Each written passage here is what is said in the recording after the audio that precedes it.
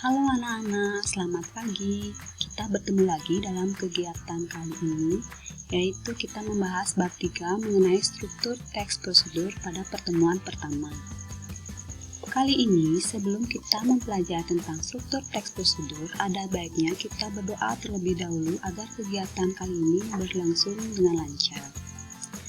Kompetensi inti yang ingin Ibu sampaikan kali ini yaitu KI3, memahami pengetahuan faktual, konseptual, dan prosedural berdasarkan rasa ingin tahunya tentang ilmu pengetahuan, teknologi, seni, budaya terkait fenomena dan kejadian tampak mata.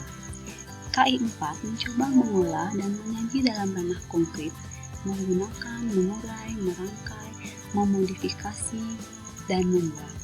Dan ranah abstrak, menulis, membaca, menghitung, menggambar, mengarang sesuai dengan yang dipelajari di sekolah dan sumber lain bersama dalam sudut pandang teori. Kompetensi dasar pada kegiatan kali ini yaitu 3.6 menelaah struktur dan aspek kebahasaan teks prosedur tentang cara melakukan sesuatu dari berbagai sumber yang dibaca dan didengar. Indikator pencapaian kompetensi 3.6.1 menguraikan struktur teks prosedur dan ciri bagian-bagiannya. Tujuan pembelajaran yang ingin dicapai kali ini setelah siswa mempelajari atau mengikuti kegiatan kali ini, siswa mampu menguraikan struktur teks prosedur dan ciri bagian-bagiannya dengan penuh disiplin, tanggung jawab, dan kreatif. Nah, sebagai untuk mengingat pelajaran sebelumnya atau mungkin agar kalian lebih paham tentang kegiatan pelajaran hari ini, Ibu akan memberikan pertanyaan-pertanyaan. Yang pertama, apakah kalian pernah melakukan suatu kegiatan?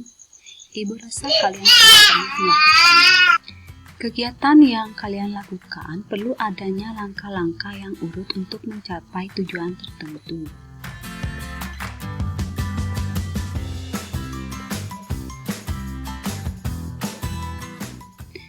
Mari mengamati. Untuk menambah pengetahuan kalian tentang struktur teks prosedur, maka silakan simak video cara mencuci tangan yang baik dan benar untuk menghindari virus dan bakteri pada link video berikut ini. Contoh teks prosedur, cara membuat makanan khas Cirebon. Bisa dilihat pada tayangan berikut ini. Cirebon merupakan nama kota asal makanan ini.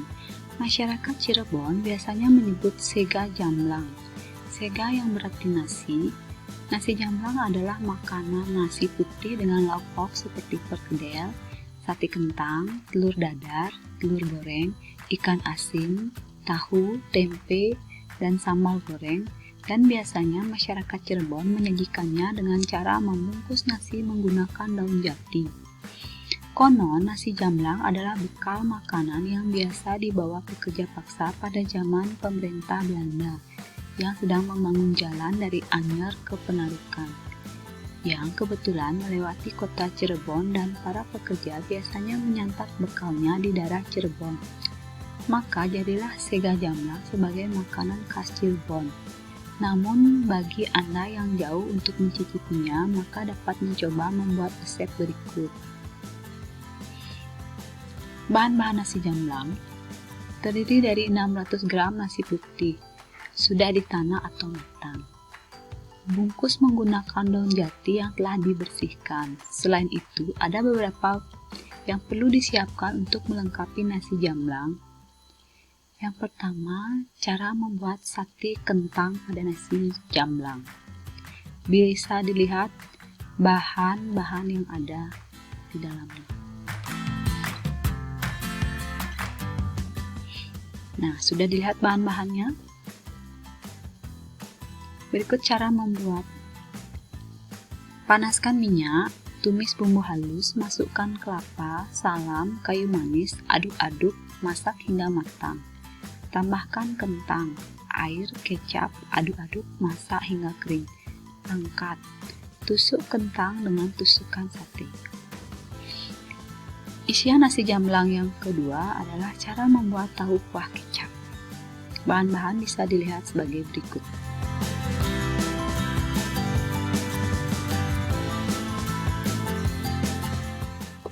Cara membuatnya, panaskan 2 sendok makan minyak, tumis bawang merah, bawang putih, cabai, tomat, hingga harum.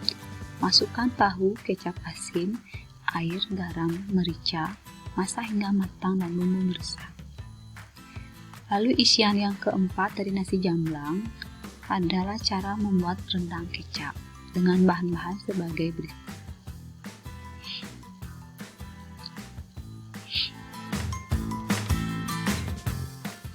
Cara membuatnya, panaskan minyak, tumis bumbu halus, jahe, serai, daun salam hingga harum, masukkan daging, masak hingga berubah warna. Tambahkan kecap, air, garam, gula pasir, masak hingga daging mentang dan empuk angkat.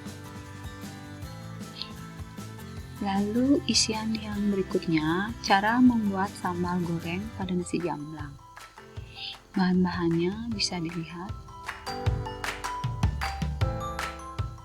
Cara membuat sambal goreng. Goreng semua bahan hingga setengah matang, haluskan. Goreng kembali hingga matang. Setelah semua selesai, kemudian untuk penyajiannya, sajikan nasi jamblang dengan sate kentang, tahu kecap, rendang kecap, dan sambal goreng. Akan tetapi, akan nikmat jika menyantapnya selagi hangat. Setelah mengamati video dan teks prosedur tersebut, mari kita mengalar struktur apa saja yang terdapat dalam teks prosedur yang tadi kita simak. Nah, setelah kalian mengetahui apa saja strukturnya, ada baiknya kita juga mengetahui struktur teks prosedur secara lengkap. Struktur teks prosedur, kalau kita lihat dari apa yang tadi sudah kita simak dalam video dan sudah kalian baca, yang pertama terdiri atas tujuan, yang kedua alat dan bahan atau bersifat material, yang ketiga langkah-langkah, lalu yang keempat penutup atau kesimpulan. Tujuan adalah bagian pendahuluan. Tujuan teks prosedur memberikan informasi secara langsung kepada pembaca. Tujuan yang dicapai dalam tindakan aktivitas yang dilakukan. Bagian ini menyebutkan apa yang dibuat atau dilakukan. Yang kedua, alat dan bahan atau material. Berisi alat dan bahan yang digunakan dalam melakukan suatu prosedur. Alat dan bahan ini tergantung dari teks prosedur yang akan dilakukan. Pada teks prosedur yang melakukan suatu struktur ini tidak perlu dicantumkan, jadi bisa diartikan bersifat opsional. Struktur prosedur yang ketiga adalah langkah-langkah. Bagian ini adalah bagian inti dari tujuan teks prosedur, berisi cara atau urutan kegiatan yang harus dilakukan agar dalam melakukan aktivitas sesuai dengan yang diinginkan. Yang keempat, kesimpulan atau penutup.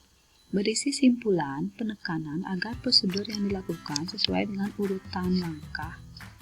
Struktur ini juga bersifat opsional. Sekian dan terima kasih.